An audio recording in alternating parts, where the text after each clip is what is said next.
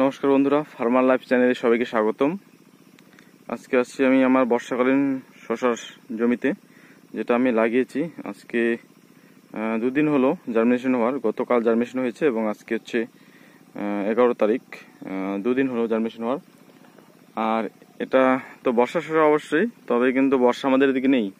মেশিনের আওয়াজ হয়তো শুনতে পাচ্ছেন যে সবাই মেশিন দিয়ে জল সেচ দিচ্ছে। এবং আর চাষের জমি দেখতে পাচ্ছেন, এটা কিন্তু একটু নালা, একটা সারা মাঠের জল এই নালা দিয়ে কিন্তু আসে। তো নালা কিন্তু শুকিয়ে গেছে, মাঠের মধ্যে জল নেই। দেখতে পাচ্ছেন ওই দিকে, দেখতে পাচ্ছেন যে ওই যে সাদা সাদা দেখতে পাচ্ছেন, যেটা মালচিং বিছানো রয়েছে, সেখানে আরেকজন শসা চাষ করবে। আর এবার কিন্তু আমাদের এদিকে প্রচুর চাষ হচ্ছে, কেন একদম খরা, কোনো বর্ষা নেই, বৃষ্টি নেই। ধানের জমি, মানে ধানের যে বীজতলা, সেই বীজে ধানের চারার বয়স কিন্তু পেরিয়ে যাচ্ছে। অলরেডি 30 দিন 35 দিন করে হয়ে গেছে প্রায় লোকেরই চারা, কারো 40 দিন হয়ে গেছে। তো তারপরে যাদের 40 দিনের কাছাকাছি হচ্ছে, তারা জল দিয়ে কিন্তু ধান লাগাচ্ছে। তো খুবই খারাপ পরিস্থিতি। আর দেখতে হচ্ছে আমি শসা লাগিয়েছি। শসা যেটা হচ্ছে যে শসাটা দেখাবো কি শসা লাগিয়েছি অবশ্যই। তার আগে আপনাদেরকে দেখাই যে আমি যে রসুন খেতে যে করলা লাগিয়েছিলাম, সেই করলাটাতে চাপান দিয়েছি। এবং চাপান দেওয়ার পর গাছ দেখতে পাচ্ছেন যে গাছ অনেকটা সুন্দর সতেজ হচ্ছে। তো কিছু কিছু লাইন খারাপ রয়েছে, এই যে দেখতে পাচ্ছেন। তো এগুলোতে সার দিলে কিন্তু আবার সার দেবো, তারপর গাছ আবার হবে। কিন্তু এই মাঝখানে লাইনটাতে যদি লাগাতাম তা সবথেকে ভালো হতো। উপরে মাছা দেওয়ার মতো সময় হচ্ছে না, আর দিতে পারবো কি না আদৌ আমার সেটা বুঝতে পারছি না। অনেক জমি আমার রেডি করার বাকি রয়েছে। ওদিকে লাউয়ের মাচা দেওয়া শুরু করেছি, কিন্তু মাচা দেওয়ার কাজ হচ্ছে না ঠিকঠাক, কেননা এদিকে মাল হারভেস্ট করতে লাগছে, বরবটি হারভেস্ট করতে লাগছে, করলা, তাছাড়া ওদিকে লাউ টুকটাক বেরোচ্ছে, এদিকে মরিচ তুলতে লাগছে। তো অনেক কাজের চাপের মাঝে কিন্তু সঠিকভাবে সঠিক সময় মতো কাজ করা যাচ্ছে না। তো সে কারণেই ভেবেচিন্তে অনেক কিছু করতে হয়। তো এই মাচাটা কিন্তু আমি আর ওপরটা দিতে পারবো কিনা সন্দেহ রয়েছে। এবং দেখি যদি মাচা দিতে না পারি, এই মাচাগুলো আমি নষ্ট করব না।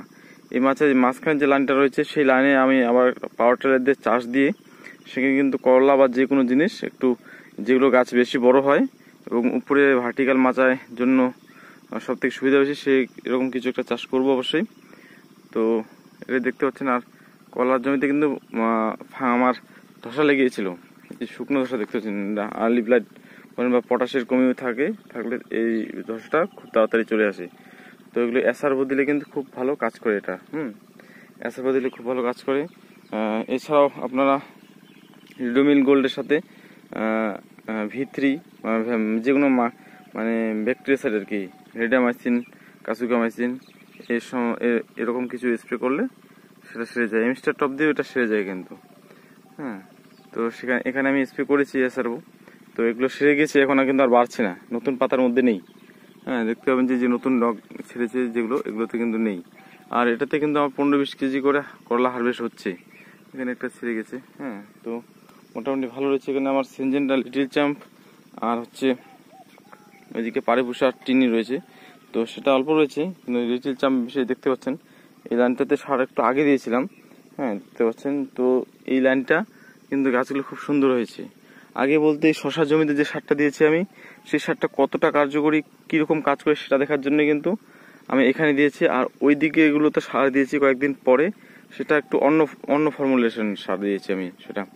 আর এটা আমি দিয়েছি যেটা আমি আমার শশা জমিতে ব্যবহার করি, সেই সারটা দিয়েছি। আর তো দেখতে পাচ্ছেন সারের যে গুণগত মান কতটা হয়েছে। আর এই যে দেখতে পাচ্ছেন গাঁটে গাঁটে ফল রয়েছে কিন্তু। এটা কিন্তু সিনজেন্টা লিটল চ্যাম্প। করলাটা খুবই ভালো, আর দেখতে পাচ্ছেন ফলন। দেখুন, এটা খুব ভালো একটা করলা, আর জালিও প্রচুর রয়েছে। আজকে হারভেস্ট হয়েছে, দেখতে পাচ্ছেন করলা। তো এগুলো কিন্তু এর আগে কিন্তু আরো প্রচুর ফল ছিল।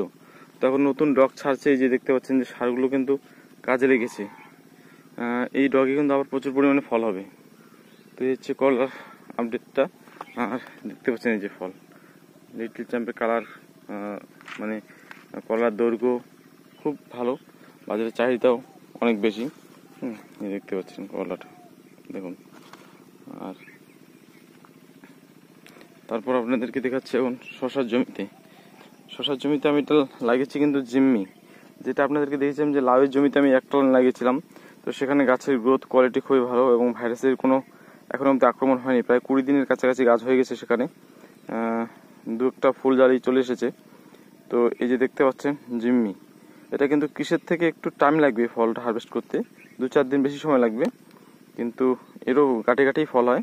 কিন্তু কৃষির তুলনামূলক এটার ফলের সংখ্যাটা কম, কিন্তু ফলের সংখ্যা কম হলেও ফলটাকে টিকাতে পারলে কৃষির সমতুল্য ফল দিতে পারবে। এবং যেটা কোম্পানি বলে যে এই জাতটা একটু লাস্টিং বেশি করবে, মানে 2-4 দিন হারভেস্ট বেশি হবে এটা।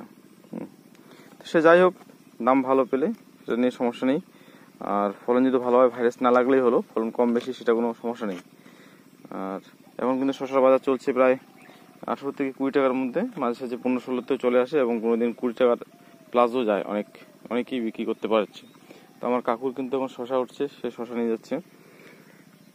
আমার বর্তমানে শসা নেই, আমি বরবটি, লাউ, করলা, ঠিক আছে, এসব নিয়ে বাজার যাচ্ছি এবং লাউ কতদিন আবার উঠবে। আর দেখতে পাচ্ছেন যে শসার গাছ আজকে 2 দিন হয়েছে জার্মিনেশন হওয়ার। হ্যাঁ, গতকাল রাতে জার্মিনেশন হয়েছে, গতকালকের দিনটা গেছে, আজকে রাতটা গেছে এবং আজকে সকাল হচ্ছে এখন প্রায় 9টা কি 10টা বাজে। তো দেখতে পাচ্ছেন।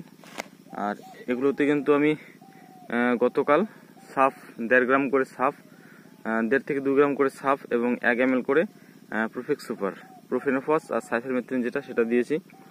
আর ডাম্পিং অফের কোনো সমস্যা নেই, গাছ জার্মিনেশন প্রায় 100% কাছাকাছি হয়েছে, মাঝে সাঝে 2-একটা জার্মিনেশন হয়নি এবং জার্মিনেশন সব হয়েছিল, কিন্তু 2-একটা কি হয়েছে, পাখিও খেয়ে নিয়েছে। হ্যাঁ, এই পাখিগুলো খেয়ে নিয়েছে, তাছাড়া কিন্তু কোনো সমস্যা হয়নি। যেগুলো দেখতে পাচ্ছেন এগুলো কিন্তু পাখি খেয়েছে, দেখুন একটা যে কাণ্ডটা, যে দেখুন কাণ্ডটা পড়ে রয়েছে, হ্যাঁ, যেটা কিন্তু পাখি খেয়েছে, প্রচুর পাখি আমাদেরকে। আমি এখন কিন্তু শসা এগেতে পাহারা দিচ্ছি, ওদিকে আমার লাউয়ের মাছে দেওয়ার বাকি রয়েছে, কিন্তু এই দেখতে পাচ্ছেন এই গাছটা কিন্তু পাখি খেয়ে দিয়েছে। তো আপনাদের যদি এরকম সমস্যা থাকলে সাবধান, সকালে উঠেই মোটামুটি 5টা 4:30 5টাতে উঠেই আসতে হবে কিন্তু শসা খেতে, নাহলে কিন্তু যদি 15 মিনিট যেহেতু 4-5টা পাখি পড়ে থাকে, তাহলে 15 মিনিটে আপনার প্রায় 8-10 ডেসিমেল জমি একদম সাফা করে দেবে। এই হচ্ছে সমস্যা। আর এবার কিন্তু আমার এখানে ইঁদুরের সমস্যাটা হয়নি, যে ছোট লেংটি ইঁদুরগুলো যে শসার বীজ খেয়ে নেয়, সে সমস্যাটা হয়নি। কারণ সে সমস্যাটা হয়নি না হওয়ার একটা কারণ রয়েছে, প্রচুর লেংটি ইঁদুর আছে কিন্তু খেতে পারেনি, ইঁদুরগুলো মারা গেছে, তো মারতে তো আমাদের হবেই। তো আমি কী করেছিলাম, বীজ দেওয়ার পর প্রতিটি পয়েন্টে বীজ দেওয়ার পর সেখানে আমি আর এক্সট্রা কিছু বীজের মধ্যে বীজটা মাখি, এবং এই বীজগুলো যেগুলো দেই মাটিতে, সেই বীজগুলোতে যে ইঁদুর মারার যে বীজগুলো থাকে, জিঙ্ক ফসফাইট, সেই বীজটা কিন্তু আমি হালকা করে মেখেছিলাম। আর তার পরবর্তীতে যে এক্সট্রা কিছু বীজের মধ্যে সেই বীজটা মেখে উপরে আমি দিয়ে গিয়েছিলাম কিছু কিছু লাইনে, মানে 4 কিনার দিয়ে আগে দিয়েছিলাম, তারপর মাঝখানেও জায়গায় দিয়েছিলাম।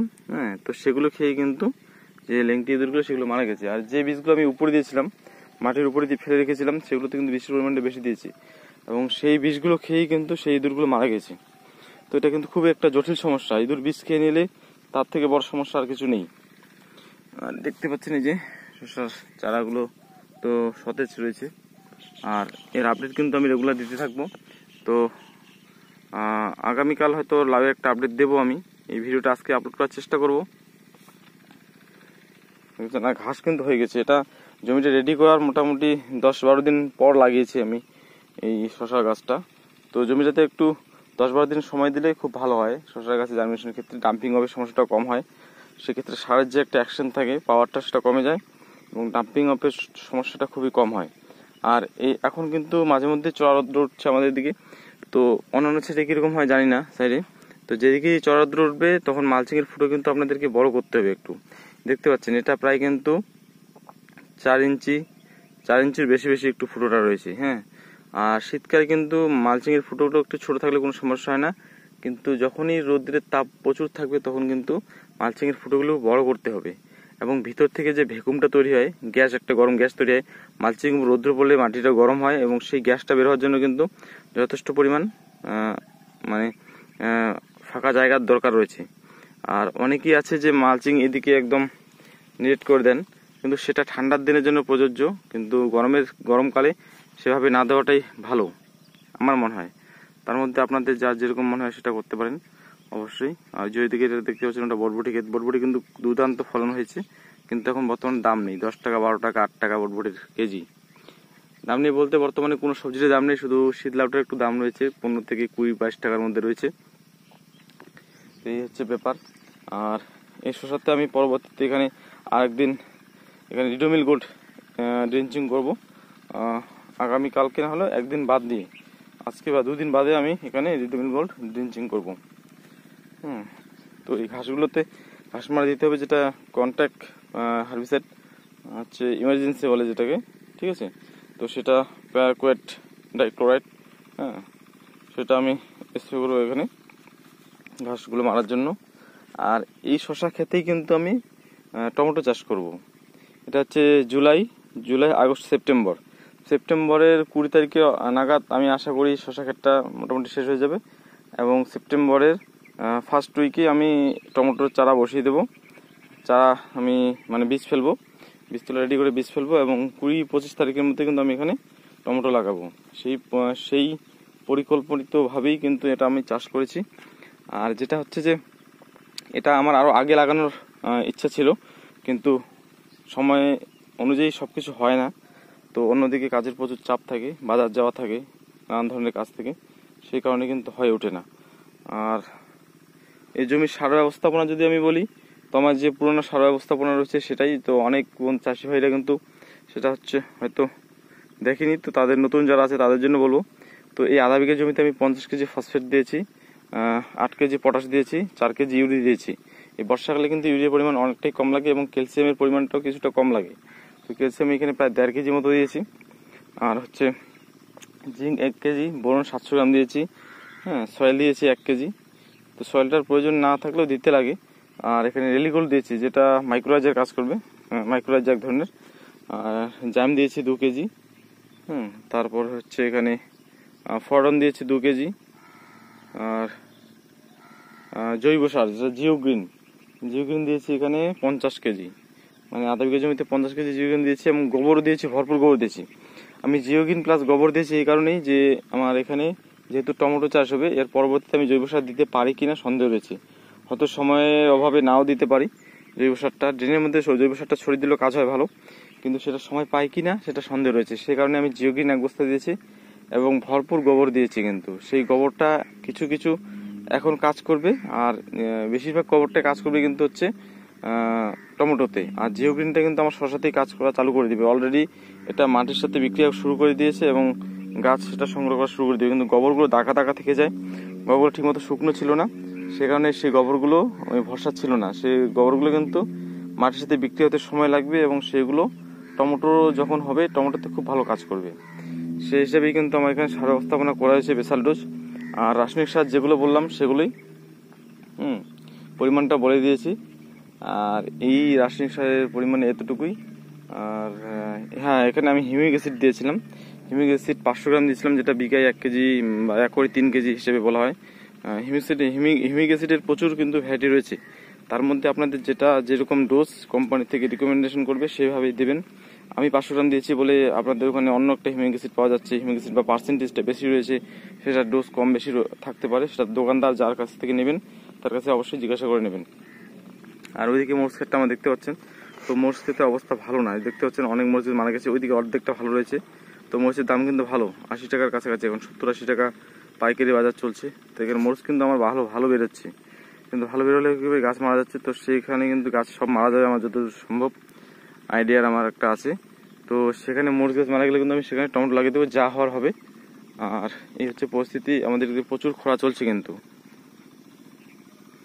তো ভিডিওটা ভালো লাগলে লাইক করবেন অবশ্যই, যদি ভালো লাগে তবেই। নতুন যারা দেখছেন সাবস্ক্রাইব করলে করতে পারেন, আপনাদের খুশি। আর এখন থেকে আমি আশা করছি যে আমার চ্যানেলে নিয়মিত ভিডিও আপলোড দেব, এবং A to Z সমস্ত রকম তথ্য আপনাদের সাথে শেয়ার করব। আর ভালো থাকবেন, সুস্থ থাকবেন, ধন্যবাদ।